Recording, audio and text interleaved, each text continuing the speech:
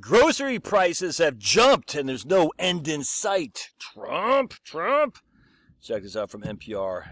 Jill sent this to me and had to chuckle because initially I discounted it. She goes, just read the article. I said, okay. Anyway, so here we got Scott Horsley, who must be hoarse from all his propaganda because he writes for NPR, who's mad because Trump is no longer funding NPR. Or is that PBS? I don't know what the hell it is. They shouldn't fund any of them. What's the item? Groceries. How the prices changed since 2020. So we're up. The grocery prices are up 29% since February 2020. Okay, I don't argue that at all. 29% since February 2020. So what has the actual median household done since that time? So the median household income, and this right here, by the way, is going to be till right here. We're going to come down here. Till we're going to go back to the end of right there, 27%. So from basically February 2020 to the end of 2024 is 27% increase in groceries. Nominal income has increased by 23%. So we've reduced our spending power by 4 percentage points, if that makes sense. So if what used to cost $1 now costs $1.29, our income has gone from $1 to $1.23. So we have lost relative to the price of groceries. I don't think anyone would deny that, frankly. Very interesting. So let's keep going here. So that is a deal. It's an issue. In fact, Trump even said that's one of the reasons he won for sure. So we got to get this under control. But check this out. Why have the prices gone up? Supply chains, Russia. Let's see. We had avian flu, Trump's tariffs, blah, blah, blah, blah, blah. Right. In fact, Trump's tariffs are pushed up the price of imported goods like bananas and coffee. Interesting. So I want to talk about that. Here we have Sheila Fields. Her and her husband are retired nurses. And the hunt for affordable food has almost become a full-time job. We went to 3 different stores here in town in Galveston, Texas, and we bought only what we could at a really good sale. So we got no meat at all because it's just too high. Really? You didn't buy any meat at all? Interesting. And here we can see the price of beef is up 8.34% between 2024 and 2025. All right, in the year 2024, so you can see right there. In fact, you can see the price of beef right there in 2025. So that's not good. I'm not sure I'd not buy beef, but especially if I'm traveling to 3 different stores, but be it as it may, because, beef is good for you. Fields and her husband are both retired nurses, and they're worried about outliving their savings. It seems you're retired nurses, and you didn't buy any beef. Okay, but I get it. We're not going hungry. We just have anxiety over this. Oh, that's where they want to get you. The media wants to get you. And anxiety about our kids and grandkids. We've been through a lot of recessions, and this is the scaredest we've ever been. Oh, my goodness. I wonder if Sarah Fields, I bet she's a big lib. I don't know. I don't know anything about her. Actually, I do a little bit. I looked up their property address in Galveston, and she seems like a probably nice lady, to be perfectly honest with you. But it's just you're letting the fearmongers win, Sarah Fields. Stop. Why would you not buy beef? Beef is good for you. Anyway, be it as it may, you're not going to run out of money. Look, I don't know. Maybe they're freaking living in mass amounts of debt. I have no idea. But she seems like a good lady. She doesn't live, I could tell, in a rich freaking McMansion or anything like that. Like some of these media will interview Joe Schmo from freaking Greenwich, Connecticut. And she says, I'm running out of money. I find it sad that people are so just devastated. Like, I can't, I'm so anxious. It's sad. Let's see. Fields and her husband are in good company. A survey by the Associated Press found the cost of groceries has become a major source of stress for over half of Americans, 100%, outpacing rent, healthcare, and student debt. Here we got a lady named Rebecca White who works at a bank in Cincinnati, and her paycheck has not kept pace with her rising grocery bill, 100%. It has not. I mean, it's just there's no two ways around it. It has not. Is as devastating as what the media will say? No, but it has not kept pace, man.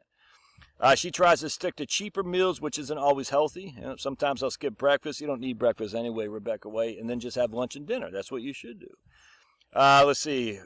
John Kroger, supermarket chain, says the stress is apparent as shoppers make smaller, more frequent trips to the store, use more coupons, and opt for cheaper labels. That's good. That's not a bad thing to not buy so fancy stuff.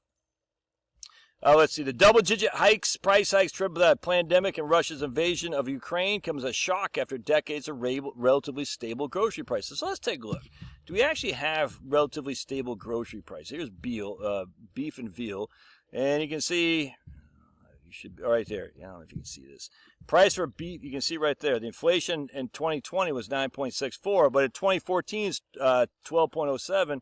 In 2015 it's 7.14. In 2011 under Obama is 10.18. Yeah, interesting. We had a decline in 2016, and when Trump got in, look at that. Trump's in -1, 1.4, 1.5, and then 9.64. Obama from here, we'll go to 2008, 4, down 1, up 3, up 10, up 6, up 2, up 12, up 7. So the price of beef went sky high compared to what it did under Trump. That's just a fact. You can argue that, but you'd be wrong. So let's go back here to, I'm going to show you groceries as a whole.